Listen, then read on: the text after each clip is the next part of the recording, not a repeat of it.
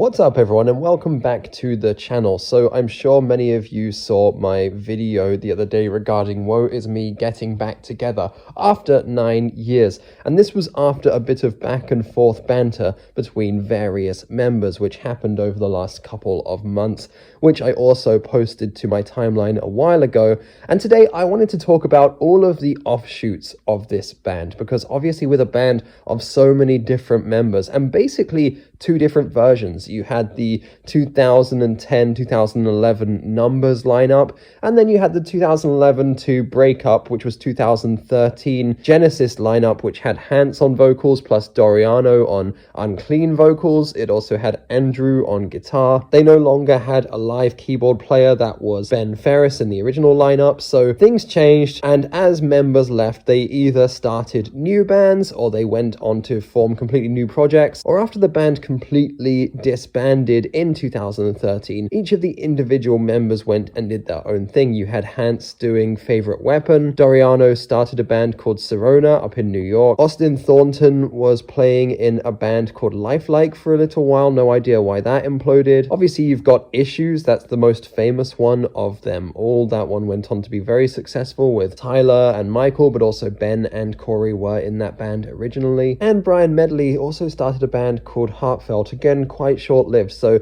we've got a lot of offshoots here to talk about, a lot of spin-offs, a lot of new bands, some of which already broke up as well, and some of which have been going through their own turmoil recently, most notably Issues. So I'm going to try and do this in chronological order, and of course if I miss a band, comment it down below, and to help the channel out, please hit the subscribe button as well. It is the most helpful thing that you can do. So let's obviously start off with Issues, just to get that one out of the way. It was probably the first offshoot as well, because when Tyler left to start his solo career, it took a little while, but eventually the other members came together, because Michael left Woe Is Me, Ben and Cory left Woe Is Me. Now this band really don't need an introduction. They're so successful, they've played Wembley, they've been on numerous tours, and they have quite an epic legacy, very similar to what Woe Is Me have. So again, really do not need any introduction for this band, but they were a slight change in style from Woe Is Me, less metalcore and a lot more rock influence. So like I said, originally Ben and Cory were in the lineup of Issues, but they left shortly afterwards. They started a band called Cursed Sales, and as you saw in my last video, this was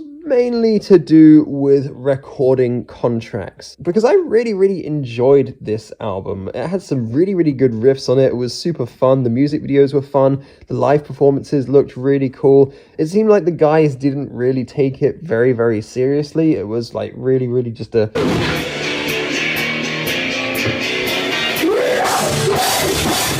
nice, fun, heavy album with some really chunky riffs, good live performances. Ben is actually a good frontman. He's a good vocalist. I really enjoy listening to him as well. So the band actually had a bit of talent, but for one reason or another, Ben ended up leaving and the band sort of imploded after the first album and just a few tours. They were on the Warped Tour, I think. They did a few supporting acts here, there, in just small venues. And then Ben ended up leaving, and I sort of understand it. I too would kind of be over it by this point if I'd been playing in Woe Is Me for a while, and you don't earn that much when you're in like a Warped Tour level band. When you start selling out theaters and headlining your own gigs in larger venues, then you start seeing some real money. But if you're an American band who's playing overseas, or if you're just on the Warped Tour circuit, you're not exactly making like dollars to the penny or whatever. So to go from that to then playing in Cursed Sales and not even earning that much money because you're playing these small support slots, I can imagine why he'd be like, yeah, I'm just gonna go get a normal job. However, the other members of the band, that most notably being Cory and also Omar, went on to start Cover Your Tracks. This band also was slightly interesting. They had a much cleaner vocalist and the sound was ever so slightly different, and this band went on for I guess 2 to 3 years, but their last post was quite a few years ago now. So again, I suppose just lost interest or lost passion, or one member left and they didn't want to replace them. Perhaps they just didn't want to rehearse anymore. I have no idea why they finished, but just another offshoot of Woe Is Me that's worth mentioning. So now let's get onto the other members. First and foremost, let's talk about Austin Thornton, the drummer, because Woe Is Me was actually formed by the dissolution of other bands as well. Austin was in a fairly successful band before Woe Is Me called Of Machines, and some of these bands were actually signed as well, so Woe Is Me were able to hit the ground running because they already had members who had contacts in the recording industry. And naturally, as soon as Austin was asked to step down from Woe Is Me, he was starting a new project. This project was called Lifelike. And I like to refer to this project as like Woe Is Me 2.0 or 3.0 or however many different Woe Is Me variations there have been, because it was heavy. It had chunky vocals. It had really, really good clunky riffs filled with lots of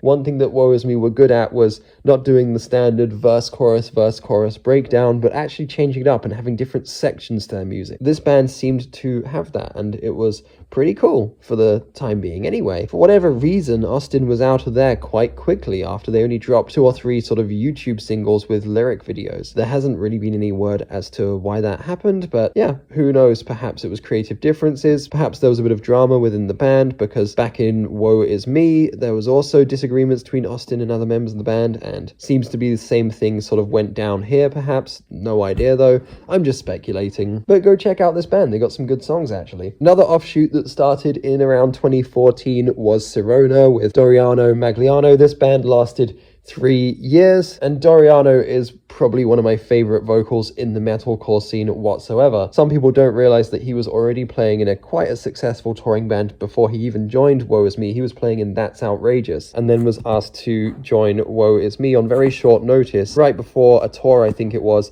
when Bohn had left the band. So he really was out of the frying pan and into the fire. He really hit the ground running when he joined Woe Is Me, and the rest was sort of history. And after the dissolution of Woe Is Me, he started playing in Sirona. And this band, again, similar to Woe Is Me in sound, got that really heavy signature Doriano vocal sound. I wouldn't say they were a departure. I would say that Curse Sales and Issues were a real departure from the Woe Is Me sound, but Sirona, not so much. Other offshoots such as Favorite Weapon were also different to the Woe Is Me sound, much more clean vocals. And they played for 3 years until they broke up in 2017, which sounds like, again, it was dramatic. Doriano posted something on Twitter about someone choosing a girl he met on Tinder over their friends and probably not prioritizing the band. I don't know what happened, but it's strange that 1 member or 2 members would be enough for a whole band to dissolve. I would have thought they could have just carried it on, but then again, you know what? If you've gone from playing overseas in places like Jakarta, and you're also playing over in the UK at Slam Dunk Festival, and you're going on these massive tours all around America, being a band who are getting a fairly decent salary because they're touring so often and playing these larger shows, to then going to be playing small local shows around New York. Granted, they were a headlining act, and they also played some sort of small festival appearances alongside bands like Beartooth. It's going to be quite a lot of salary cut, and again, when all the members have individual full-time jobs as well, to take time off work and do the rehearsal, the recording, the touring and stuff, from going in That's Outrageous to Woe Is Me to basically back to square one many years later would have been quite a pain in the ass. I can imagine that it would be more of a passion project than a career path, so it was like, okay, that's enough. We got a couple more offshoots to cover here, guys. So first one is vocalist Hance Alligood's first spin-off band. I mentioned this band previously in my last video on Woe Is Me. It was Favorite Weapon, where he was doing unclean vocals as well as clean vocals, but clean vocals took up the majority of it. This band had sort of a more post-hardcore sound, more akin to other bands potentially like Thursday and Brand New, and the album's decent. I wouldn't say it's anything exciting or special. I personally didn't really get into it. I liked a couple of the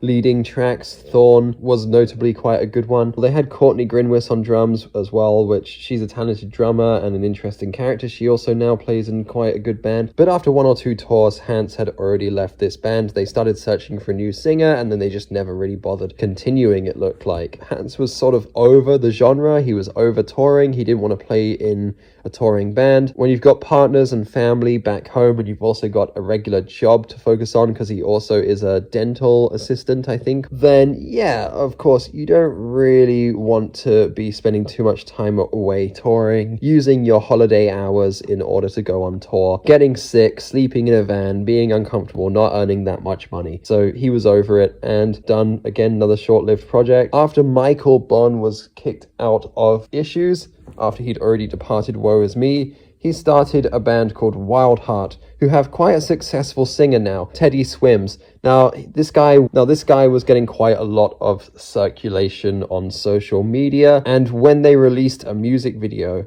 with him as the vocalist, a lot of the comments were referring to like, wow, this guy's got an amazing voice. Naturally, their singer Teddy Swims got picked up by a record label and is now doing quite successfully his own solo career, which is pretty cool. I spoke to Michael briefly about this in the interview, and this band were very, very different to Woe Is Me and Issues. A much more relaxed, chill rock sound, right? And it also had Kevin playing guitar for them. Both Michael and Kevin from Woe Is Me were in this band. But due to the departure of Teddy Swims and him doing his own thing, again imploded, and Kevin and Michael started the Villa, who I really, really like. Turning Point is one of my favorite songs. I still listen to it like most days when I'm out running or at the gym. It's such a banger, and they've just dropped an album which is really, really good as well, right before Michael and Kevin also joined back with Woe Is Me for their reunion recently. So cool stuff. And the last offshoot I will talk about is Hance's Young Mountain project. So Hance plays in Young Mountain, and again, this band is more of a chill rock band, like ambient rock, which seems right up Hance's street. It seems like something he would really enjoy doing, especially with his vocal range. He has very, very good vocal range, and this band seemed to be getting on some cool